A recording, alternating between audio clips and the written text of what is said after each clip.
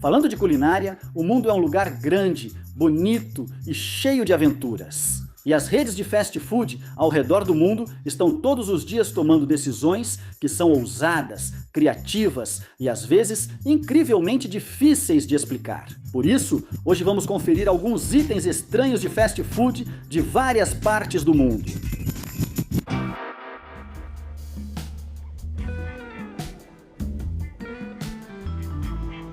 O McDonald's Itália sempre capturou a essência do comportamento italiano, usando seus cardápios para lembrar os visitantes das fortes opiniões do país sobre comida.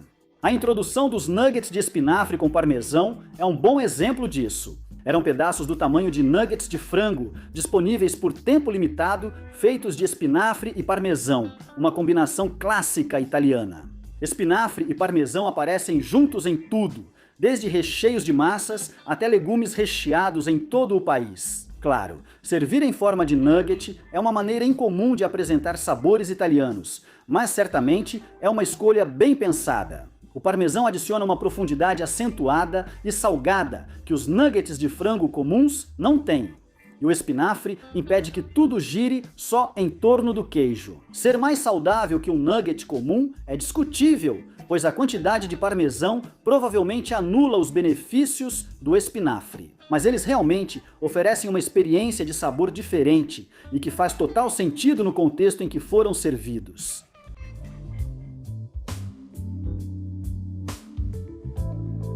A Pizza Hut de Hong Kong sempre foi uma das franquias mais ousadas da Pizza Hut no mundo.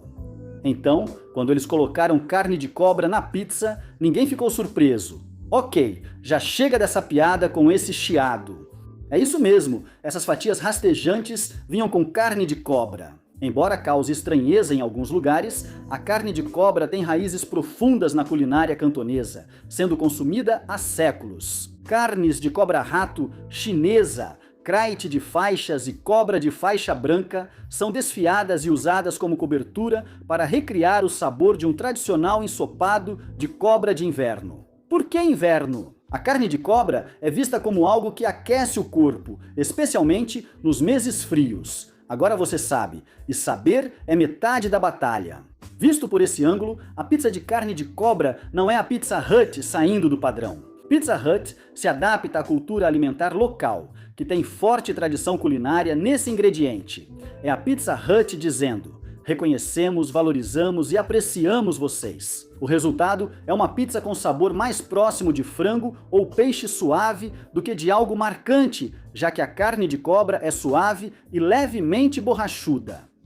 Ainda assim, é um dos itens mais chamativos e comentados do cardápio. Dito isso, ela estava disponível apenas por tempo limitado. Então, se as pessoas não aproveitaram, pode ser que ela tenha escapado. Desculpe, não acontecerá novamente.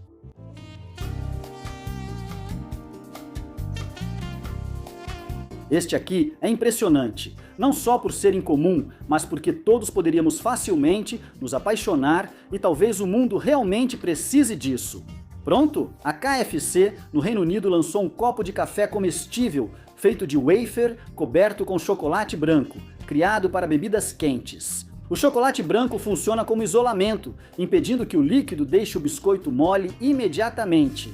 E quando você termina sua bebida, segure-se aí, pessoal. Você come o copo, o que faz você se sentir como um ganhador do bilhete dourado em Willy Wonka, sem se preocupar em se afogar num rio de chocolate ou virar um mirtilo. Para deixar claro, a inovação é real.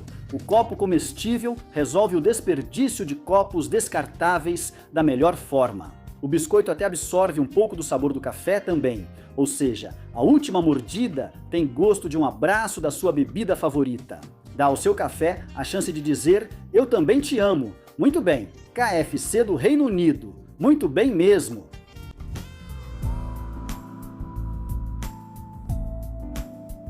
Em dezembro de 2011, após 2 anos de ausência, o Wendy's voltou ao Japão.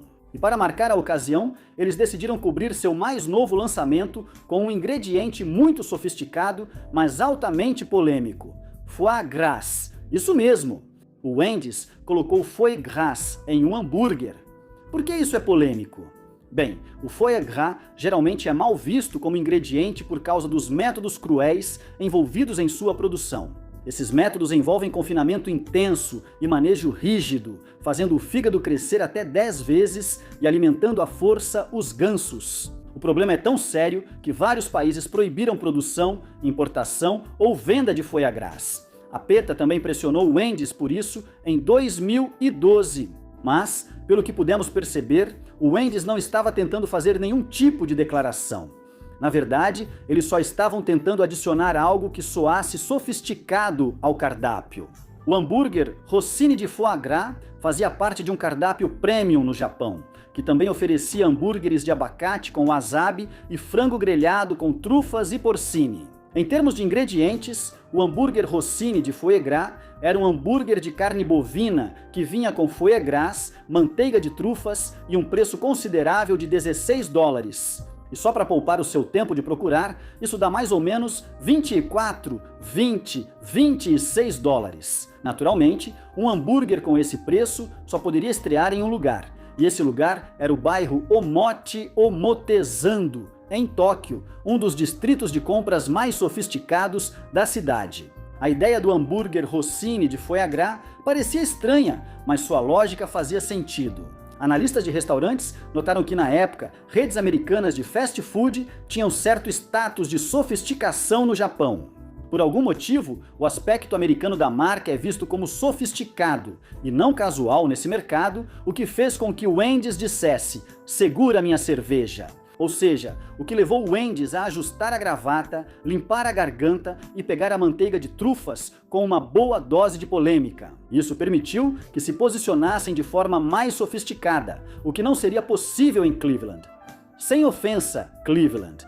No fim, o hambúrguer saiu do cardápio. Por um curto e surreal período, era possível entrar em um Wendy's em Tóquio e pedir um hambúrguer mais caro que o gasto diário de comida da maioria das pessoas na época. E era coberto com algo que você esperaria encontrar em um restaurante com estrela Michelin. Só no Japão, ou melhor, só em Omotesando.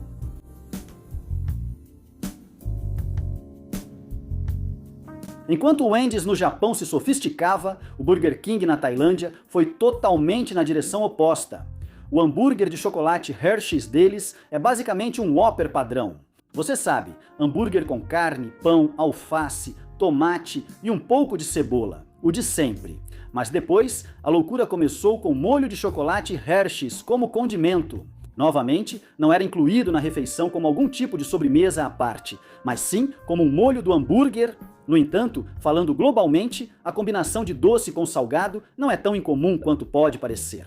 Molho mole de chocolate na carne é tradicional na culinária mexicana, e hambúrgueres com condimentos doces existem em várias partes da Ásia. Se o molho de chocolate Hershey's, especificamente, deixa de ser só um contraste interessante de sabores e passa a funcionar de verdade em um Whopper, é uma questão que cada pessoa precisa responder por si mesma. Quanto ao Weird History Food, só resta saber se o molho de chocolate vinha em sachês pequenos da Hershey, como o ketchup do McDonald's. Porque, se era assim, dá pra supor que esses sachês eram muito roubados.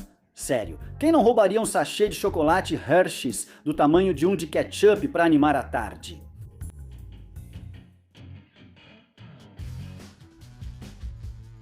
Pizza com borda recheada não é só algo a que nos acostumamos, é algo que passamos a esperar. Quando as empresas passaram a colocar mussarela na borda, as caixas de pizza deixaram de ter aquelas bordas tristes e solitárias, desprezadas sem motivo. A Domino's em Taiwan, no entanto, decidiu levar isso a outro nível e recheou a borda com o tradicional molho de amendoim taiwanês, junto com a querida mussarela. O resultado, lançado em 2014, era uma borda recheada com sabor de macarrão, dandan e toque de pizza. Isso faz mais sentido cultural do que parece à primeira vista. Molhos de amendoim são essenciais na culinária taiwanesa, e quem pode culpá-los? Eles são doces, levemente salgados e têm um sabor amendoado marcante que combina com uma variedade de sabores. A questão de funcionar ou não com molho marinara e queijo é outra história. Mas quem não estaria disposto a experimentar? Honestamente, a borda da pizza é basicamente pão. E molho de amendoim no pão é um conceito perfeitamente razoável. a equipe da Domino's de Taiwan conectou pontos que a cozinha de testes da Domino's nos Estados Unidos ainda não havia considerado. Então, um grande obrigado à equipe da Domino's de Taiwan por resolver tudo isso para o resto do mundo.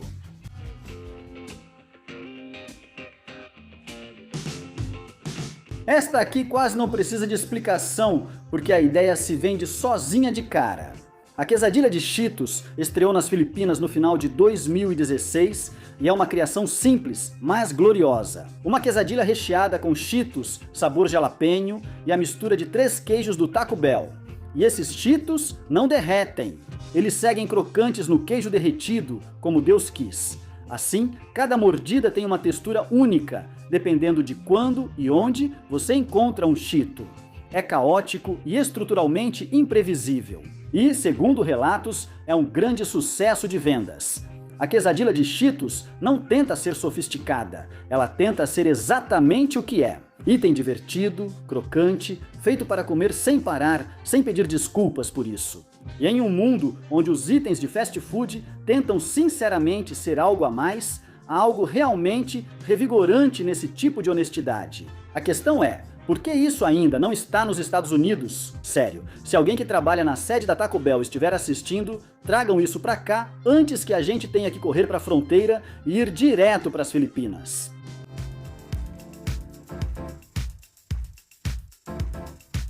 A Dunkin' Donuts de Singapura tem um histórico de sabores criativos. O cardápio deles já teve opções como donuts de queijo com wasabi e com alga marinha. Mas mesmo com esses sabores únicos no histórico, ninguém esperava por essa. O donut de chocolate com abóbora manteiga. Você não esperava por essa, né? O donut de chocolate com abóbora manteiga é exatamente isso. Um donut de chocolate feito com abóbora manteiga. Isso pode parecer estranho para ocidentais, mas é comum no Sudeste Asiático, onde abóbora e gerimum são frequentes em sobremesas, algo incomum no fast food ocidental.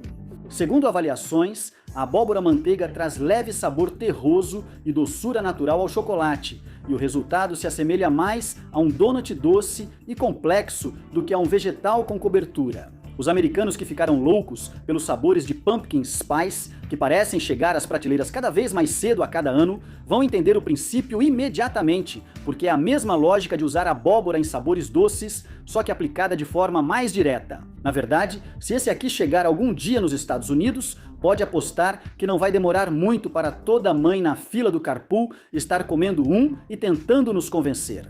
É a versão saudável e é tão gostosa!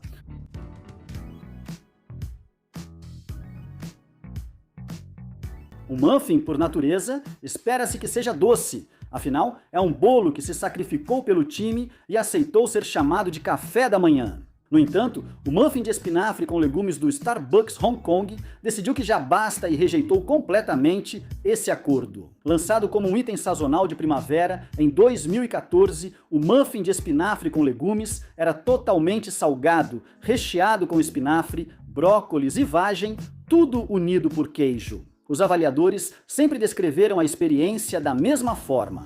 Tinha gosto de uma quiche de espinafre em formato de muffin, que, para ser sincero, é exatamente isso. A cor verde intensamente viva vinha do espinafre e, aparentemente, fazia a maioria dos que experimentavam pela primeira vez hesitar. Aqueles que conseguiram superar o visual radioativo encontraram algo realmente bom. Salgado saboroso, com queijo e muitos vegetais, em formato de muffin. Claro, se um muffin salgado pertence ou não a uma cafeteria é uma questão filosófica legítima. Admita, todos nós fomos condicionados a 2 tipos de crença quando pegamos comida para a viagem. Ela precisa ser cheia de açúcar ou sem graça. Não há dúvida de que esse lanche era mais nutritivo para acompanhar seu latte do que quase tudo na vitrine. Parabéns pelo incentivo aos vegetais, Starbucks Hong Kong.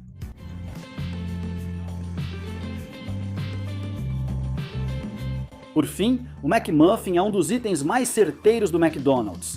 Ovo, queijo e sua escolha de linguiça saborosa ou bacon crocante. Lançado em 1971, é um café da manhã reforçado que há décadas ajuda os americanos a começar o dia. Mas quando o McDonald's da Polônia analisou essa fórmula de sucesso, pensou: E se, ao invés de linguiça, usássemos rabanetes?